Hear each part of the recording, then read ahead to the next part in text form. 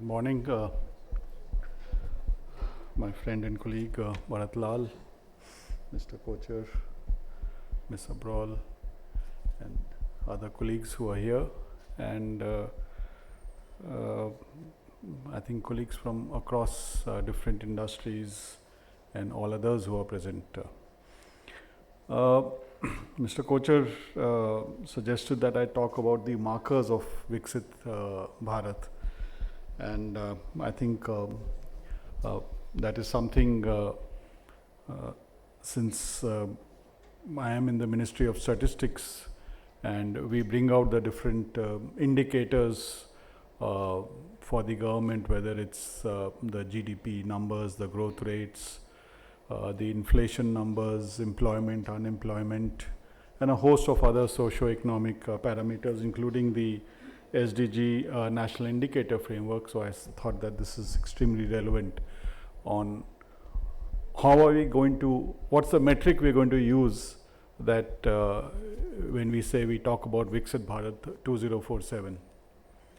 I think the Honorable Prime Minister has mentioned it a number of times, and I'm using that as the basis for what I'm going to be talking.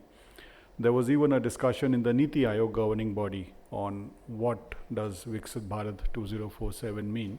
And I think even in the budget, the Honorable Finance Minister had mentioned some of the possible indicators of what we are talking about. So I thought I'll use that and mention what could be used for measuring or what are the kind of milestones we will use for talking about the Viksit Bharat 2047.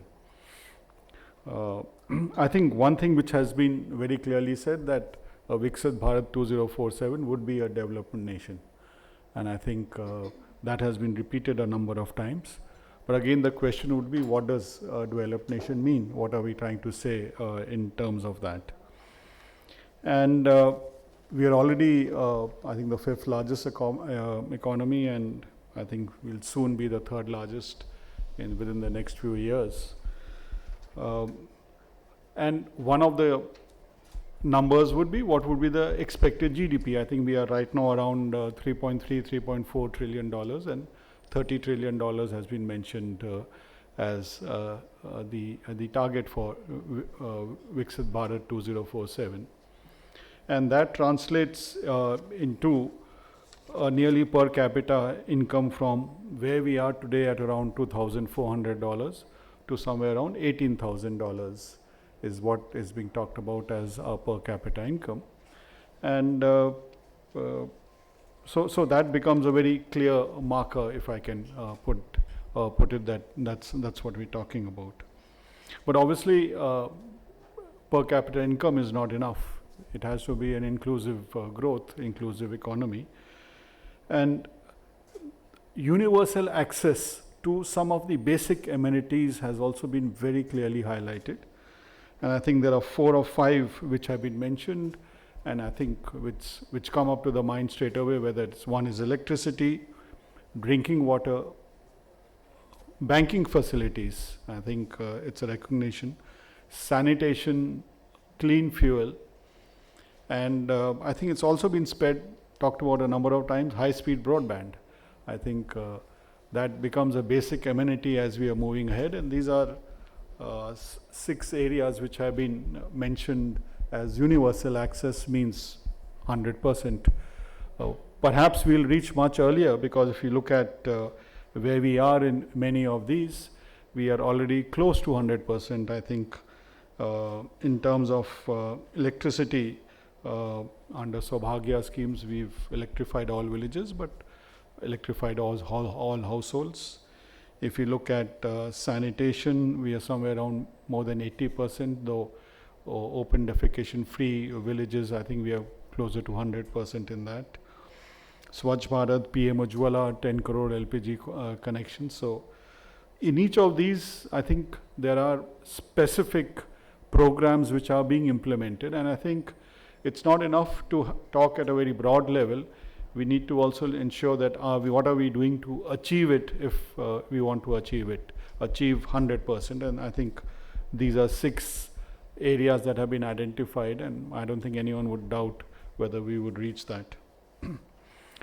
Another pillar would be, which has been mentioned a number of times, is a healthy life with a high life expectancy and access to world-class and affordable health services. I think that's another area that's been talked about. Our expectancy levels are already somewhere around 68.6 for women and around 68.6 for males and 71 for women life expectancy. And we are expected in the next 5 years to reach 70, 71, 75 for male and female. And we would cross beyond 80 definitely by 2047. I think and that would be comparable to global levels. And the affordable part, I think the number of programs like Ayushman Bharat, PM Poshan, which looks at child nutrition, where also we are, the number of IMR, for example, infant mortality has already declined to less than 28, 25, and will be in low single digits over the next 25 years.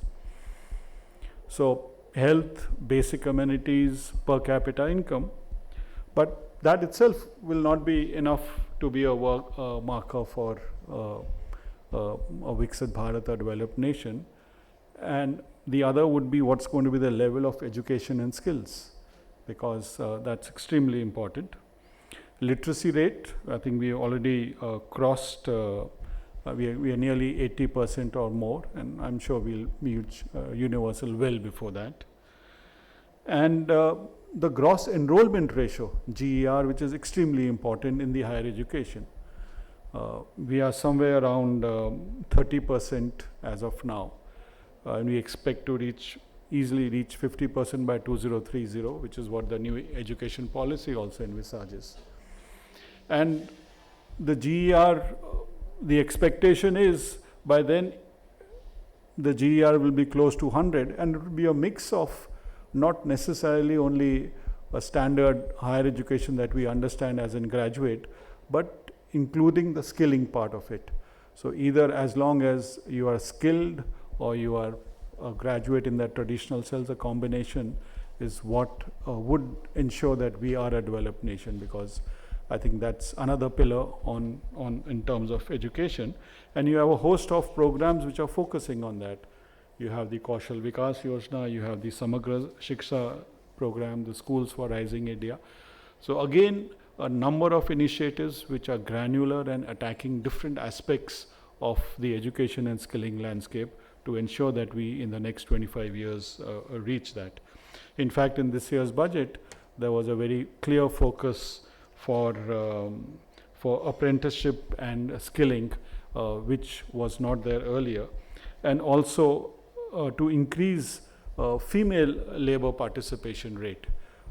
We bring out the LFPR regularly, and the female labor participation rate, which at present is somewhere around 37%, and the expectation obviously is that it would cross maybe 70-75% over the next couple of decades. But obviously looking at the granular aspects on what is required, that in this budget also there were 2 clear initiatives, for example working women hostels and expansion of creches across Anganwadis. The other area where the focus is there is obviously on green growth and climate action, because that's another area where unless and until we have taken steps, we will not be a developed nation. And obviously there's a commitment to have 500 gigawatts of non-fossil energy by 2030 alone, and 50% of the total energy consumption through renewable energies by 2030. We've already overachieved our reduction in carbon emissions. We've reduced it by 33% a few years back already. So I think that focus to ensure that we are taking care on the green economy and climate action. So that's another pillar that we are talking about. Obviously, we expect to be totally rid of extreme poverty. Already in the last 10 years, around 25 crore were lifted out of poverty. And I think the recent household consumption expenditure survey that was brought out clearly showed how food as a proportion of total household consumption is rapidly fallen. And what's a very good indicator is what is the proportion of expenditure on cereals, which has come down to single digits. So that's a very good indication of the growth or people moving out of extreme poverty and going forward. And last, if not the least, would be infrastructure. And I'm including digital infrastructure in this, roads, telecom, digital infrastructure. I think Mr. Kocher talked about the JAM Trinity, and I think we are, I mean, even a decade back, who would have thought that 100% of Indians would have a biometric identity which is verifiable digitally, electronically. Of course, I have a slight bias towards Aadhaar, being spent considerable time, but I think it's really helped to revolutionize a number of other aspects in terms of the digital public infrastructure that it's enabled. And we have a situation where broadband access, mobile connectivity, bank accounts, etc. All of this is riding on a lot of the digital initiatives that are there. Apart from the physical infrastructure, whether you call of roads, airports, which are increasing, and the kind of growth you are already expanding. Digital payments, I don't need to mention about that, all of you are familiar. So these are the different pillars if one was to mark or create a measure for what would be a Viksit Bharat. I think we have all the ground level activities which are ensuring that we reach there. And just as you can only monitor what you measure, and unless and until you don't monitor, you will not reach that goal. I think the fact that we are here discussing markers for Viksit Bharat 2047, I think that itself shows the confidence that we have in ourselves that we can reach the goal that has been set for ourselves as being a developed nation by then. So I would thank the SKOCH Group for talking about this, about the markers for a Viksit Bharat. And as it's often been shared that you can treasure only what you measure, but you also need to measure what you treasure. So if we treasure ourselves to be a developed nation by 2047, it's necessary that we measure it. Thank you. Thank you.